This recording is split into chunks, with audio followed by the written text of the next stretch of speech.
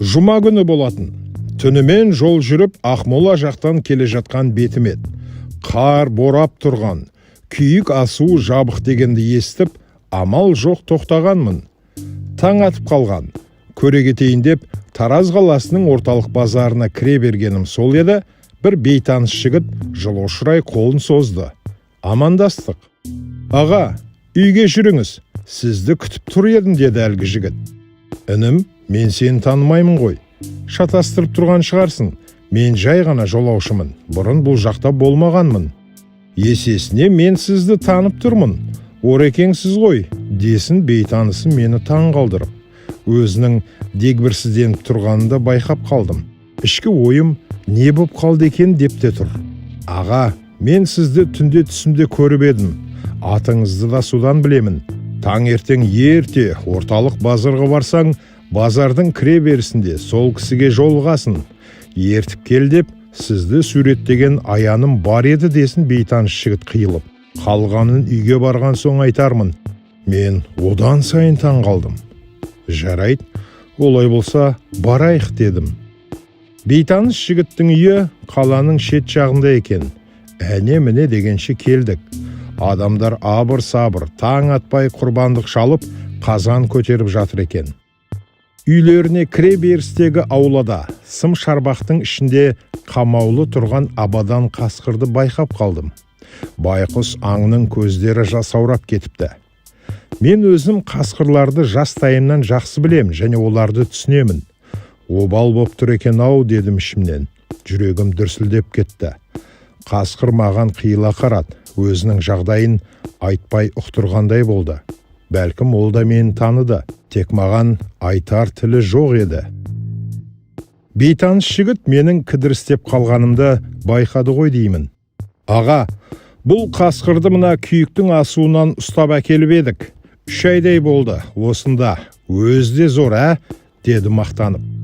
Қолға үйренбейді екен бұл жұртқыш. Берген тамағыңды алмайды.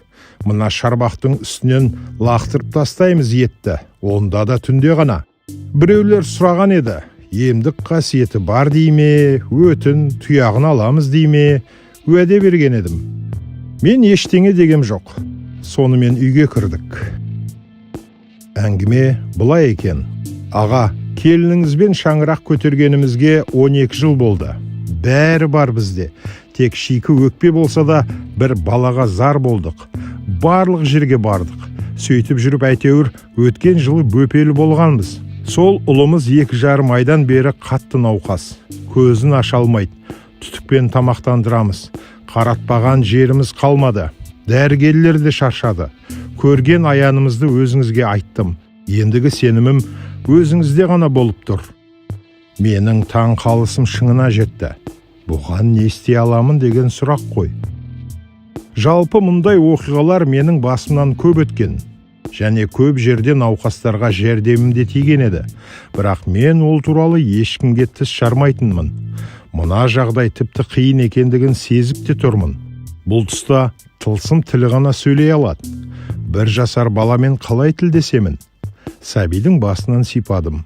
Маңдайынан шып-шып тер шыққанын байқадым. Арғарай не істеуім керек?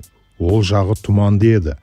Ойымның бәрі сыртта қамауда тұрған абадан қасқырға қарай бұрыла береді ғой. Кенет бір шешімге келдім.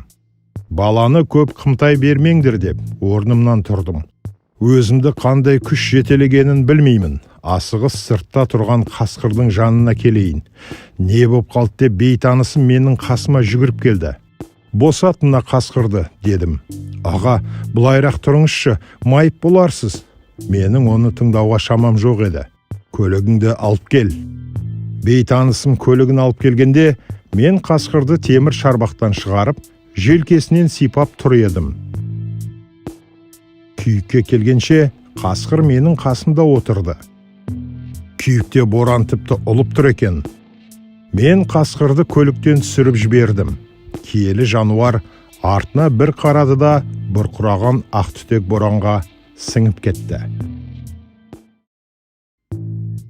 Біз бейтаныс жігіттің үйіне қайтып келгенімізде, сәбидің көзі де ашылып, анасының омырауын борпылдата бастаған екен.